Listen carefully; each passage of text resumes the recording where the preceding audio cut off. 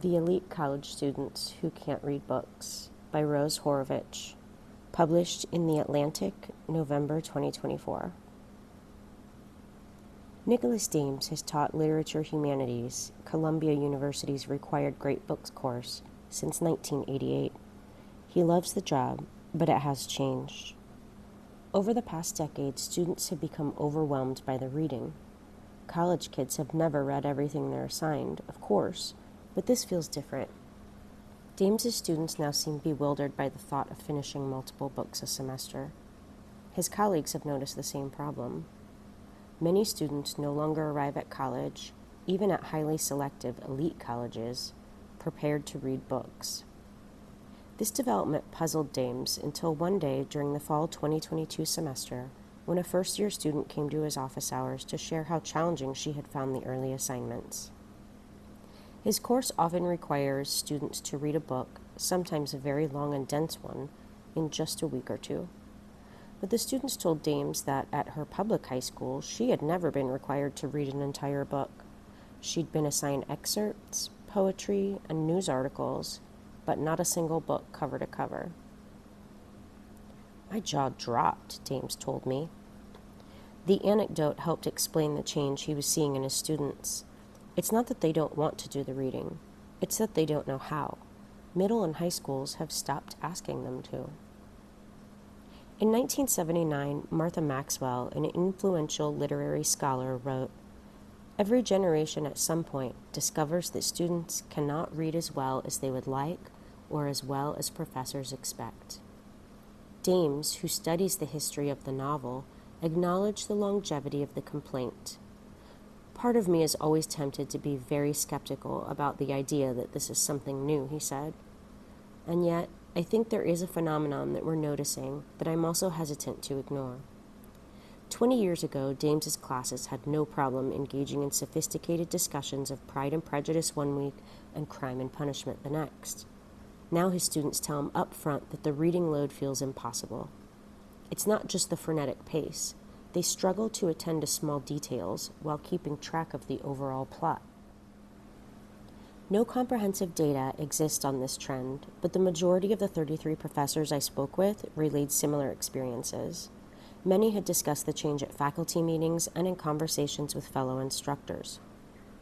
Anthony Grafton, a Princeton historian, said his students arrive on campus with a narrower vocabulary and less understanding of language than they used to have.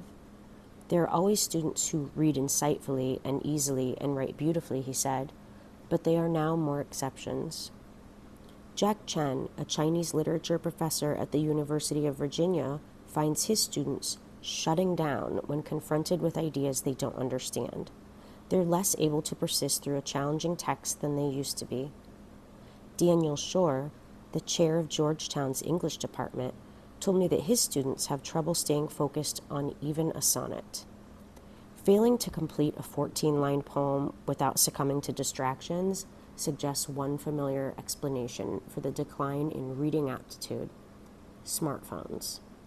Teenagers are constantly tempted by their devices, which inhibits their preparation for the rigors of college coursework. Then they get to college, and the distractions keep flowing. It's changed expectations about what's worthy of attention, Daniel Willingham, a psychologist at UVA, told me. Being bored has become unnatural. Reading books, even for pleasure, can't compete with TikTok or Instagram or YouTube.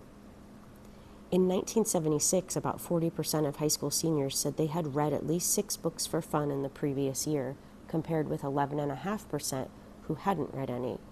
By 2022, those percentages had flipped. But middle and high school kids appear to be encountering fewer and fewer books in the classroom as well. For more than 2 decades, new educational initiatives such as No Child Left Behind and Common Core emphasized informational texts and standardized tests. Teachers at many schools shifted from books to short informational passages followed by questions about the author's main idea, mimicking the format of standardized reading comprehension tests. Antero Garcia, a Stanford education professor, is completing his term as vice president of the National Council of Teachers of English and previously taught at a public school in Los Angeles. He told me that the new guidelines were intended to help students make clear arguments and synthesize texts, but in doing so, we've sacrificed young people's ability to grapple with long-form texts in general. Mike Scola, a teacher and administrator who spent almost 2 decades in Boston and New York schools, told me that experts have replaced books across grade levels. There's no testing skill that can be related to, can you sit down and read Tolstoy? And if a skill is not easily measured, instructors and district leaders have little incentive to teach it. Carol J., a literacy expert who crisscrosses the country helping teachers design curricula, says that educators tell her they've stopped teaching the novels they've long revered, such as My Antonia and Great Expectations. The pandemic, which scrambled syllabi and moved coursework online, accelerated the shift away from teaching complete works. In a recent EdWeek Research Center survey of about 300 3rd to 8th grade educators, only 17% said they primarily teach whole texts. An additional 49% combine whole texts with anthologies and excerpts, but nearly a quarter of respondents said that books are no longer the center of their curricula. One public high school teacher in Illinois told me that she used to structure her class around books, but now focuses on skills, such as how to make good decisions. In a unit about leadership, students read parts of Homer's Odyssey and supplement it with music, articles, and TED Talks. She assured me that her students read at least 2 full texts each semester. An advanced placement English literature teacher in Atlanta told me that the class used to read 14 books each year. Now they're down to 6 or 7. Private schools, which produce a disproportionate share of elite college students, seem to have been slower to shift away from reading complete volumes, leading to what Dames describes as a disconcerting reading skills gap among incoming freshmen. But private schools are not immune to the trend. At the prep school that I graduated from 5 years ago, I took a Jane Austen course my senior year. I read only a single Jane Austen novel. The issue that Dames and other professors have observed is distinct from the problem at community colleges and non-selective universities, where some students arrive with literacy and comprehension deficits that can leave them unable to complete collegiate courses. High-achieving students at exclusive schools like Columbia can decode words and sentences, but they struggle to muster the attention or ambition required to immerse themselves in a substantial text. Faced with this predicament, many college professors feel they have no choice but to assign less reading and lower their expectations. Victoria Kahn, who has taught literature at UC Berkeley since 1997, used to assign 200 pages each week. Now she assigns less than half of that. I don't do the whole Iliad. I assign books of the Iliad. I hope that some of them will read the whole thing, Kahn told me. It's not like I can say, okay, over the next 3 weeks, I expect you to read the Iliad, because they're not going to do it. Andrew Delbanco, a longtime American Studies professor at Columbia, now teaches a seminar on short works of American prose instead of a survey course on literature. The Melville segment used to include Moby Dick. Now his students make do with Billy Budd, Benito Cereno, and Bartleby the Scrivener. There are some benefits. Short works allow more time to focus on the intricacies and subtleties of language, Delbanco told me, and he's made peace with the change. One has to adjust with the times, he said. The Columbia instructors who determined the curriculum decided to trim the reading list for the current school year. It had been growing in recent years, even while students struggled with the reading, as new books by non-white authors were added.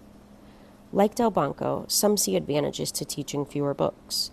Even the best prepared students have probably been skimming some of their assignments for years. Joseph Howley, the program's chair, said he'd rather students miss out on some of the classics.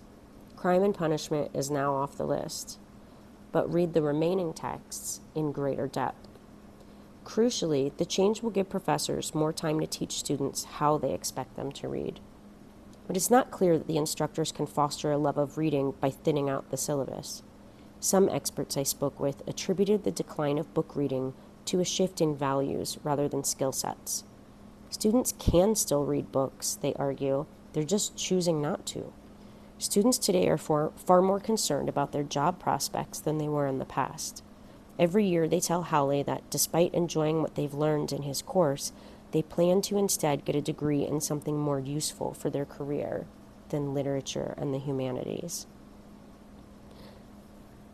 The same factors that have contributed to declining enrollment in the humanities might lead students to spend less time reading in the courses they do take. A 2023 survey of Harvard seniors found that they spend almost as much time on jobs and extracurriculars as they do on academics. And thanks to years of grade inflation, in a recent report, 79% of Harvard grades were in the A range. College kids can get by without doing all of their assigned work. Whether through atrophy or apathy, a generation of students is reading fewer books. They might read more as they age. Older adults tend to be the most voracious readers, but the data are not encouraging. The American Time Use Survey shows that the overall pool of people who read books for pleasure has shrunk over the past 2 decades. A couple of professors told me that their students see reading books as akin to listening to vinyl records, something that a small subculture may still enjoy, but that's mostly a relic of an earlier time. The economic survival of the publishing industry requires an audience willing and able to spend time with an extended piece of writing. As readers of a literary magazine will surely appreciate, more than a venerable industry is at stake. Books can cultivate a sophisticated form of empathy, transporting a reader into the mind of someone who lived hundreds of years ago, or a person who lives in a radically different context from the reader's own. A lot of contemporary ideas of empathy are built on identification, identity politics, Kahn, the Berkeley professor, said. Reading is more complicated than that, so it enlarges your sympathies. Yet such benefits require staying with a character through their journey. They cannot be approximated by reading a 5 or even 30-page excerpt. According to the neuroscientist Marianne Wolf, so-called deep reading, sustained immersion in a text, stimulates a number of valuable mental habits, including critical thinking and self-reflection, in ways that skimming or reading in short bursts does not. Over and over, the professors I spoke with painted a grim picture of young people's reading habits. The historian Adrian Johns was one dissenter, but aloud, "My experience is a bit unusual because the University of Chicago is like the last bastion of people who do read things." For years, Dames has asked his first years about their favorite book. In the past, they cited books such as Wuthering Heights and Jane Eyre. Now, he says, almost half of them cite young adult books. Rick Riordan's Percy Jackson series seems to be a particular favorite. I can imagine worse preparations for the trials and thrills of literature humanities. Riordan's series, although full of frothy action and sometimes sophomoric humor, also cleverly engages in a literary exercise as old as the Western canon, spinning new adventures for the petulant gods and compromised heroes of Greek mythology. But of course, there is a reason that despite millennia of reinterpretations, we've never forgotten the originals. To understand the human condition and to appreciate humankind's greatest achievements, you still need to read the Iliad. All of it.